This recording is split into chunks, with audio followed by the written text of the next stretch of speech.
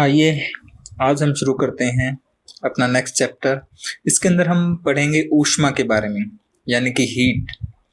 अब ऊष्मा क्या है, हीट किसे कहते हैं, इसके लिए कुछ ऐसे शब्दों को जानने की कोशिश करते हैं जिन्हें हम हमेशा से प्रयोग करते आए हैं, जैसे कि गर्म, ठंडा, सर्दी, गर्मी। ये ऐसे शब्द हैं जिन्हें आप अच्छी तरह समझते हैं। कोई वस्तु गर्म है, आपको पता होता है कि हाँ ये गर्म है। कोई चीज़ ठंडी है तो आपको पता होता है कि ठंडी है। सर्दी का मौसम आता है तब आप कुछ ऐसे कपड़े पहनते हैं जिससे आपको सर्दी नहीं लगती। गर्मी का मौसम आता है तो आप कुछ अलग तरह के कपड़े पहनते हैं। तो ऐसे कपड़े क्यों पहनने पड़ते हैं, कोई वस्तु हमें क्यों ठंडी लगती है, कोई वस्तु हमें क्यों गर्म लगती है। जब हम धूप के अंदर निकलते हैं तो हमें गर्मी लगती है, जब हम छाया में आते हैं तो हमें ठंड लगती है। ये सब बातें क्यों होती है। तो आइए शुरू करते हैं अपना अगला चैप्टर, ऊष्मा यानी कि हीट। आगे बढ़ने से पहले आपके लिए कुछ काम, आओ पता लगाएं। कुछ वस्तुओं के नाम मैंने यहाँ पर लिखे हैं। आपको एक सारणी बनानी है, यानी कि टेबल क्रिएट करनी है। वस्तुएं हैं जैसे कि आइसक्रीम, चाय के प्याले में रखी स्टील की चम्मच, चाय के कप में रखी स्टील की चम्मच है या किसी धातु की चम्मच हो, फलों का रस, समोसा। ये कुछ वस्तुओं के नाम मैंने लिखे हैं। बाकी अन्य वस्तुएं आपको लिखनी है, कम से कम 10 वस्तुएं होनी चाहिए। तो आपको ये बताना है कि ये जो वस्तु है ये ठंडी है यानी कि कोल्ड या शीतल है, या गर्म है। गर्म मतलब बिल्कुल बहुत ज़्यादा गर्म हो, बिल्कुल ही हॉट हो, ऐसा नहीं है। गुनगुनी भी हो सकती है, मतलब जिसे आप गर्म कह सके, और ऐसी चीज़ें जिसे आप ठंडी कह सके। तो आपको उसके अंदर हाँ लिखना है। जैसे आइसक्रीम ठंडी होती है तो ठंडे के नीचे हाँ और गर्म को खाली छोड़ देना है। ऐसे आपको 10 वस्तुएं लिखनी है और आपकी नोटबुक के अंदर ये सारणी यानी कि टेबल बनानी है। जब आपने सारणी बना ली है तो हम पता लगाएंगे। आपने कभी सोचा है कि हमें कैसे पता चलता है कि ठंडा, कोई चीज़ ठंडी है या गर्म है। और कुछ वस्तुएं ज़्यादा ठंडी होती हैं और कुछ वस्तुएं ज़्यादा गर्म होती हैं। ये कंपैरिजन आप कैसे कर पाते हैं, आप कैसे पता लगा पाते हैं कि कोई वस्तु ठंडी है या गर्म है। सोचिए, ये आपका काम है। आपको कैसे पता चलता है। मुझे उम्मीद है कि आपको पता चल गया होगा इस प्रश्न का उत्तर। आपको पता चलता है छूने से। अगर आपको याद हो, हमारे पास 5 इंद्रियां हैं, 5 सेंसेस, जिससे हम किसी वस्तु के बारे में जान पाते हैं। आइज, आंखें, किसी वस्तु को देखकर, ईयर, कान, किसी वस्तु को सुनकर, नोज, नाक, किसी वस्तु को सूंघकर, जीभ, टंग, जीभ से क्या करते हैं, किसी वस्तु को चखकर। उसके अलावा 5वीं जो अपनी सेंस है, 5वीं जो इंद्रिय है अपनी, वो है टच यानी कि छूना। किसी वस्तु को हम छूकर पता लगाते हैं। छूकर बहुत सारी बातों का पता चलता है कि वस्तु चिकनी है, कठोर है, नर्म है, या फिर ठंडी है या गर्म है। तो ये अपनी 5वीं इंद्रिय अपने को पता बता देती है कि कोई वस्तु ठंडी है या गर्म है। अब आपके लिए एक प्रयोग है, आपको कर कर देखना है। अकेले नहीं करना है, अपने बड़ों से अनुमति लेकर उनके साथ करना है, क्योंकि इसके अंदर पानी गर्म करना पड़ेगा। आपको 3 बड़े बर्तन लेने हैं, इतने बड़े हों कि आपके दोनों हाथ उसके अंदर आ जाएं। अब जैसे आपको चित्र के अंदर दिखाया गया है, जो ए बर्तन है उसके अंदर आप ठंडा पानी डालिए और उसके अंदर बर्फ डाल दीजिए ताकि वो पानी ठंडा हो जाए। बहुत ज़्यादा बड़ा टब लेने की ज़रूरत नहीं है, इतना लेना है कि आपके दोनों हाथ उसके अंदर डूब सके। जो बी वाला बर्तन है, उस बर्तन के अंदर, यानी कि जो दूसरा बर्तन है उसके अंदर आपको पानी डालना है गर्म करके। इतना गर्म हो कि आप उसके अंदर अपना हाथ डाल पाए थोड़ी देर तक। बिल्कुल कम गर्म भी नहीं रखना है और बहुत ज़्यादा गर्म भी नहीं करना है। ऐसा पानी जो आप नहाने के लिए इस्तेमाल करते हैं सर्दियों में, उतना गर्म पानी आपको इसके अंदर डालना है।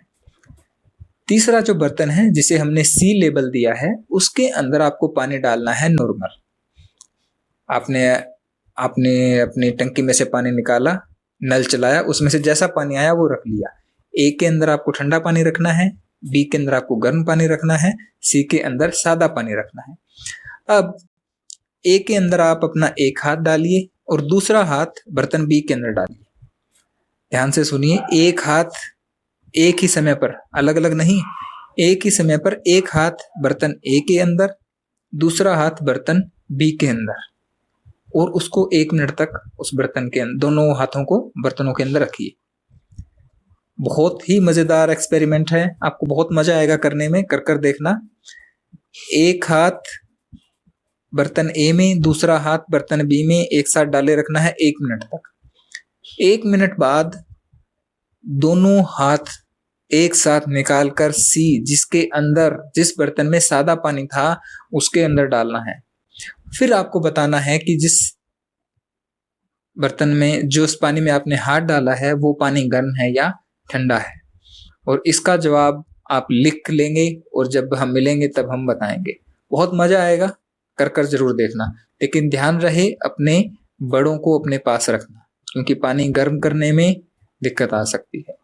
तो ये एक्सपेरिमेंट आप जरूर करिए, इसको हम आने पर भी करेंगे और मैं आपसे पूछूंगा कि आपका अनुभव कैसा रहा। अभी जो हमने प्रयोग किया या एक्सपेरिमेंट किया, उसका निष्कर्ष ये निकलता है कि आप अपने हाथों से या छूकर नहीं बता पाओगे कि वो पानी गर्म था या ठंडा था। ये कैसे हुआ, ये हम बात करेंगे जब हम मिलेंगे, लेकिन बहुत ही अच्छा प्रयोग है, आप कर देखना। तो फिर हम कैसे बताएं कि कोई वस्तु गर्म है या ठंडी है, और किसी वस्तु का गर्म या ठंडा जब हम मापते हैं तो उसके लिए एक शब्द है उष्णता। तो हम वस्तु की उष्णता कैसे मापे, तो आइए इसके बारे में जानने का प्रयास करते हैं। बात आती है वस्तु की उष्णता की। तो वस्तु की उष्णता उसके ताप से मापी जाती है। ताप यानी कि तापमान किसी वस्तु की उष्णता का पैमाना है कि वस्तु कितनी गर्म है, कितनी अधिक या कितनी कम गर्म है, ये हमें कौन बताता है, तापमान। और तापमान मापने के लिए एक यंत्र आता है जिसे हम बोलते हैं तापमापी या थर्मोमीटर।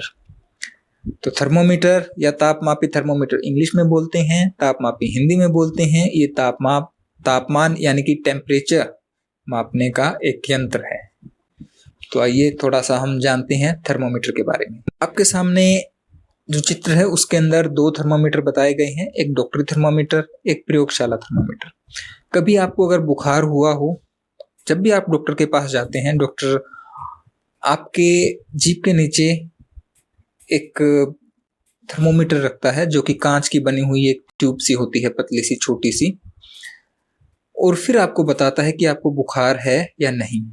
जो पहली तस्वीर है जिसके ऊपर लिखा हुआ है डॉक्टरी थर्मोमीटर, वो एक ऐसी ही पतली ट्यूब है जो आपके शरीर की उष्णता को मापती है। ये मापती है कि आपका शरीर कितना गर्म है। तो देखिए इसके ऊपर कुछ निशान बने हुए हैं, कुछ लिखा हुआ है 35, 36, 37 और 37 के ऊपर एक लाल निशान है, इसको आप ध्यान रखिएगा। उधर प्रयोगशाला थर्मोमीटर है जिसके ऊपर भी कुछ लिखा हुआ है, कुछ स्केल बनी हुई है, एक बात, और नीचे है बल्ब, दोनों के अंदर बल्ब है। इसके अंदर एक धातु भरी होती है, पारा, मरकरी। मरकरी एक धातु है। होता क्या है कि जब हम किसी धातु को गर्म करते हैं तो वो फैलती है। पारा यानी कि मरकरी एक ऐसी धातु है जो सामान्य तापमान पर, सामान्य तापमान बोलते हैं जो कमरे के अंदर, आपके रूम के अंदर जो अभी टेम्परेचर है, जो तापमान है, वो सामान्य तापमान है, उसके ऊपर वो द्रव अवस्था में रहती है। एक ऐसी धातु जो द्रव अवस्था में रहती है वो है पारा, यानी कि लिक्विड फेस में।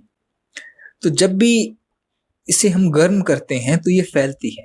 कोई भी धातु अगर हम गर्म करेंगे तो वो फैलती है, तो पारा भी फैलती है। तो एक बिल्कुल पतली सी ट्यूब होती है जिसे हम कैपिलरी बोलते हैं अंदर, जो इतना बड़ा शीशे का है, इतनी बड़ी ट्यूब नहीं है, बिल्कुल बीच में एक बहुत ही पतली ट्यूब होती है।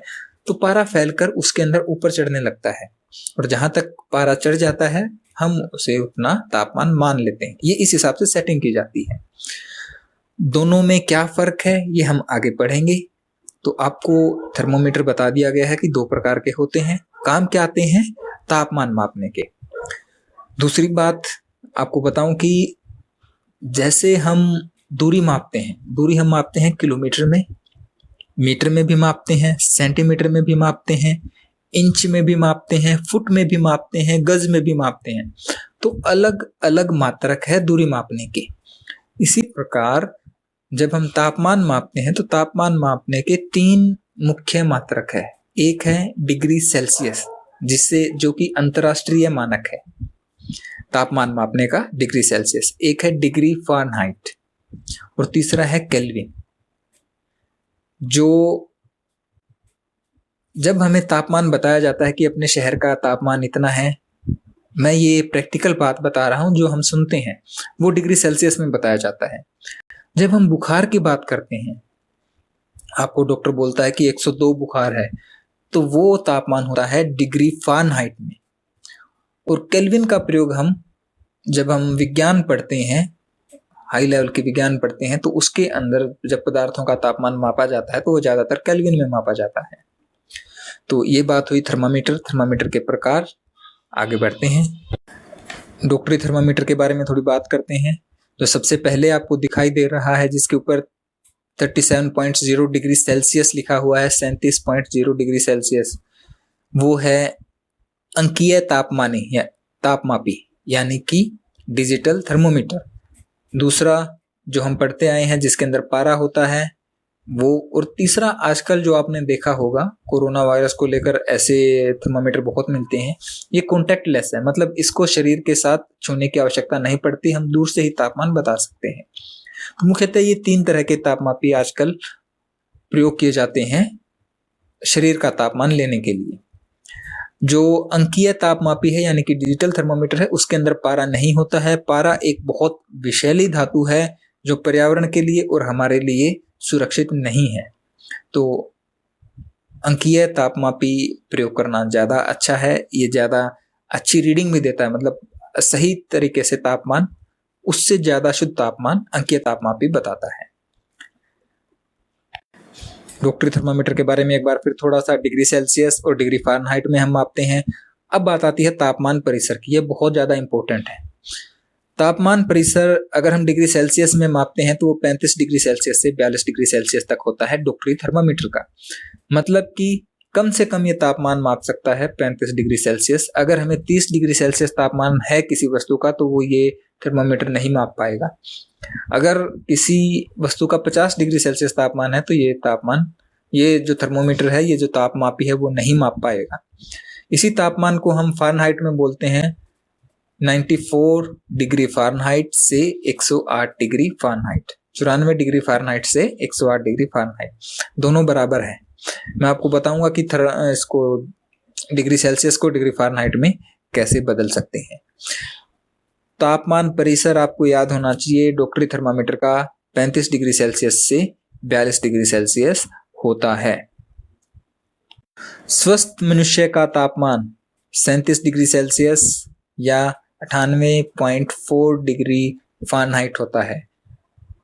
थोड़ा बहुत ऊपर नीचे हो सकता है। एक स्वस्थ मनुष्य का तापमान, जब शरीर का तापमान जब मापा जाता है तो वो 37 डिग्री सेल्सियस होता है, मतलब शरीर के अंदर का तापमान।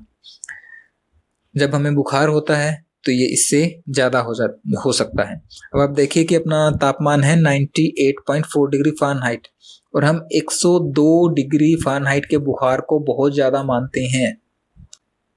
तो आप सोचिए कि थोड़ा सा भी बुखार कितना ज़्यादा हो सकता है। केवल 2 डिग्री सेल्सियस का बुखार भी काफ़ी होता है। आपके सामने एक फॉर्मूला लिखा है जो सेल्सियस तापमान को फ़ारेनहाइट में बदल देता है। आप इसका उल्टा भी बना सकते हैं, जो फ़ारेनहाइट को सेल्सियस में बदले। तो 1 डिग्री फ़ारेनहाइट किसके बराबर होता है? 9/5 गुना में जितने डिग्री सेल्सियस तापमान आपको दे रखा है जमा में 32। मान लीजिए कि आपको 10 डिग्री सेल्सियस तापमान को फ़ारेनहाइट में बदलना है, तो 9/5 गुना में 10 जमा 32, तो ये आ जाएगा 18 जमा 32 यानी कि 50। तो 10 डिग्री सेल्सियस 50 डिग्री फ़ारेनहाइट के बराबर होता है। और आप इससे डिग्री सेल्सियस के लिए भी फॉर्मूला निकाल सकते हैं। तो ये एक तरीका है फ़ारेनहाइट और सेल्सियस को आपस में बदलने का। अब बात करते हैं प्रयोगशाला थर्मामीटर यानी कि लेबोरेटरी थर्मामीटर की। लैब में जो थर्मामीटर इस्तेमाल होता है वो थोड़ा अलग होता है। उसके अंदर डिग्री सेल्सियस और फ़ारेनहाइट दोनों के लिए मापक मौजूद हैं। इसका जो तापमान परिसर है वो -10 डिग्री सेल्सियस से 110 डिग्री सेल्सियस तक होता है। मतलब प्रयोगशाला जो तापमापी होता है उससे हम घटा 10 डिग्री सेल्सियस से लेकर 110 डिग्री सेल्सियस तक का तापमान माप सकते हैं। तो अगर आपको उबलते हुए पानी का तापमान मापना है तो आप प्रयोगशाला थर्मामीटर का प्रयोग करेंगे, ना कि डॉक्टरी थर्मामीटर का। उससे नुकसान हो सकता है, वो थर्मामीटर टूट सकता है क्योंकि वो उसको गर्म पानी को मापने के लिए नहीं बनाया गया है। अब हम बात करते हैं कि तापमान मापा कैसे जाता है। जो डॉक्टरी थर्मामीटर होता है उसके अंदर एक विहंग यानी कि किंक होता है, जैसा कि आपको चित्र में दिखाया गया है। ये किंक प्रयोगशाला तापमापी में यानी कि लेबोरेटरी थर्मामीटर में नहीं होता है। अगर आपको उससे पानी का तापमान मापना है तो जब तक प्रयोगशाला थर्मामीटर पानी के अंदर है तभी हमें उसका तापमान मापना पड़ेगा, क्योंकि एक बार बाहर निकालने के बाद वो तापमान नीचे बहुत जल्दी आएगा। अब बात आती है डॉक्टरी थर्मामीटर की। अगर आपको ध्यान हो तो डॉक्टर अपनी जीभ के नीचे थर्मामीटर को रखते हैं। थर्मामीटर को बाहर निकालना पड़ता है। जैसे ही हम बाहर निकालते हैं तो तापमान नीचे चला जाएगा। तो ये पारा यानी कि मरकरी नीचे ना जाए इतनी जल्दी, इसके लिए यहाँ पे एक किंक बनाई जाती है, एक ऐसा तीखा मोड़ दिया जाता है जिससे कि पारा धीरे धीरे नीचे जाए। तो जब तक हम मुंह से बाहर निकालते हैं तो हम आसानी से तापमान को देख सकते हैं। ठीक है, तो ये है तरीका तापमान देखने का, और ये कारण है कि इसके अंदर किंक या विहंग क्यों होता है जो कि प्रयोगशाला तापमापी में नहीं होता है, ताकि जब हम मुंह से बाहर निकालें तापमान देखने के लिए, क्योंकि तापमान देखने में थोड़ा समय लगता है, तो इतने समय में हमारे तापमान में कोई परिवर्तन ना आए, थर्मामीटर की रीडिंग में कोई परिवर्तन ना आए। हमारे तापमान में तो नहीं आएगा, थर्मामीटर की जो रीडिंग है उसमें कोई परिवर्तन ना आए कि पारा नीचे ना चला जाए, इसलिए विहंग दिया जाता है। हमने बात की तापमान के बारे में, थर्मामीटर के बारे में। इसके बाद बात आती है ऊष्मा के स्थानांतरण की, वो हम अगले भाग में करेंगे। इससे पहले आपके लिए मूल्यांकन है, आप इन क्वेश्चंस को अपनी नोटबुक में कीजिए, और बहुत आसान है। अगर आपने ध्यान से पढ़ा है तो आपको सारे आंसर्स मिल जाएंगे। धन्यवाद।